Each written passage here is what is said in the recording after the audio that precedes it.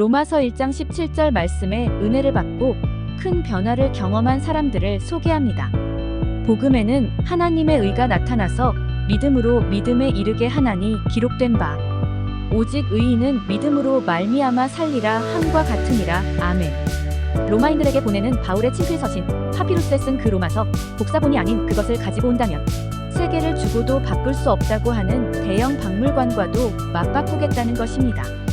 그만큼 로마서는 소중하다는 얘기지요. 또 어떤 사람은 이렇게 말했습니다.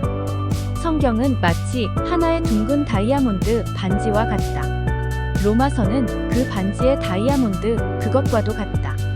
그 다이아몬드에서도 로마서 8장은 마치 빛을 발하는 다이아몬드의 끝부분과 같다.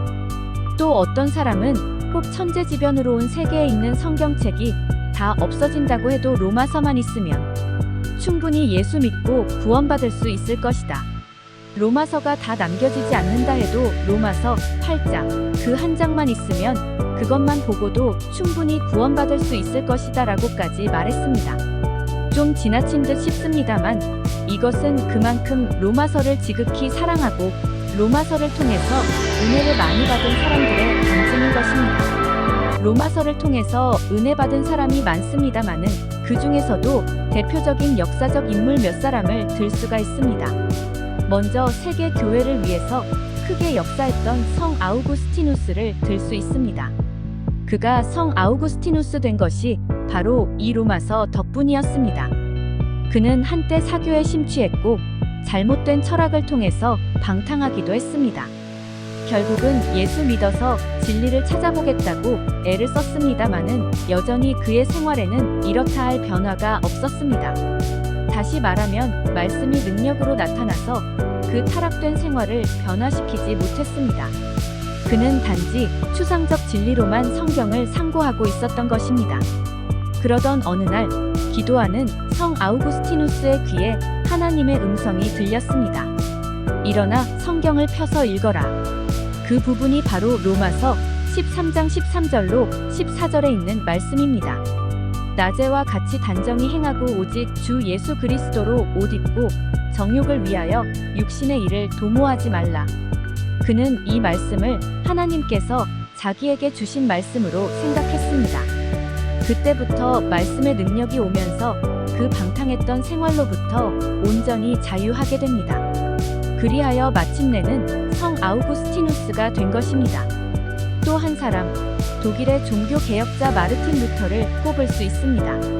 그는 수도원에 있으면서 구원을 얻고자, 바르게 살고자, 그리고 하나님의 사람으로 살아보고자 갖은 애를 썼습니다. 그러나 그의 마음 깊은 곳에는 두 가지의 커다란 고민이 있었습니다. 하나는 죄의 문제입니다. 그는 죄 사함의 기쁨을 얻지 못했어요. 죄 사함의 신비를 그는 아직 체험하지 못했습니다. 두 번째가 하나님의 진노입니다. 레스 오브 가드, 하나님의 무서운 진노를 그는 피부로 느끼면서 떨고 있었습니다. 항상 고민했습니다.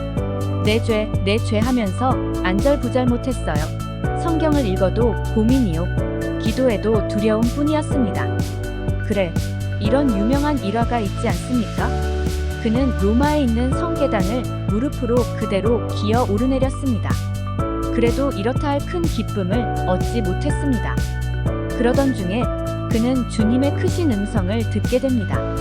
오직 의인은 믿음으로 말미암아 살리라. 롬 117- 전에도 수없이 듣고 읽은 말씀이었지만 이제야 성령 안에서 생명의 빛이 그 마음을 비추었고 그는 벌떡 일어납니다. 바로 이것이다. 오직 믿음으로. 그리하여 루터는 비로소 죄사함의 기쁨을 얻게 되고 두려움의 하나님을 사랑의 하나님으로 바라볼 수 있게 됩니다. 마침내 여기서 힘을 얻어 종교개혁을 이루게 되는 것입니다. 종교개혁이라는 거대한 역사적 사건에 있어서 로마서가 준 영향은 실로 엄청난 것입니다. 세 번째로 감리교의 창시자 요한 웨슬리를 들 수 있습니다. 어느 수요일 저녁 그는 올터스키 에잇이라는 거리를 지나가다가 한 조그마한 교회에 들렀습니다. 웨슬리는 그곳에서 몇 사람이 모여 로마서 서론을 공부하고 있는 것을 보게 되었습니다. 그 로마서 강해를 들으면서 그는 마음이 뜨거워졌습니다. 온 세계를 위하여 오신 주님이 이제는 나 자신을 위해 오신 주님이라는 것을 깨닫게 됩니다.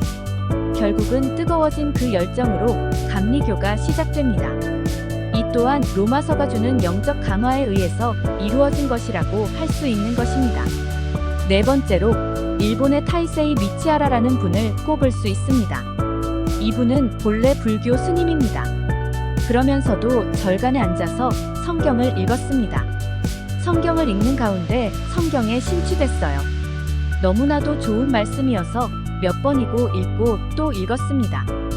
그러나 그는 말씀의 능력을 체험하지 못했기 때문에 여전히 절간의 승려로 남아 있었습니다. 그러던 어느 날 그는 로마서 8장 32절을 보게 됩니다. 그 속에서 그는 깨닫습니다. 자기 아들을 아끼지 아니하시고 우리 모든 사람을 위하여 내어주시니가 어찌 그 아들과 함께 모든 것을 우리에게 은사로 주지 아니하시겠느뇨 이 말씀이 그 마음에 아주 밝은 빛으로 생명력으로 확 다가옵니다. 여기서 그는 생명을 얻습니다. 그는 지체 없이 벌떡 일어나 절간을 떠났고 마침내 전도사가 됩니다. 그리하여 그 후로 무려 25년 동안을 전도인으로서 하나님께 일생을 바치게 됩니다. 이외에도 수없이 많은 얘기가 있습니다마는 어쨌든 로마서를 통해서 특별히 은혜 받은 사람들은 무수히 많습니다. 로마서의 주제는 믿음으로 말미암아 의롭다 함을 얻는다 하는 것입니다.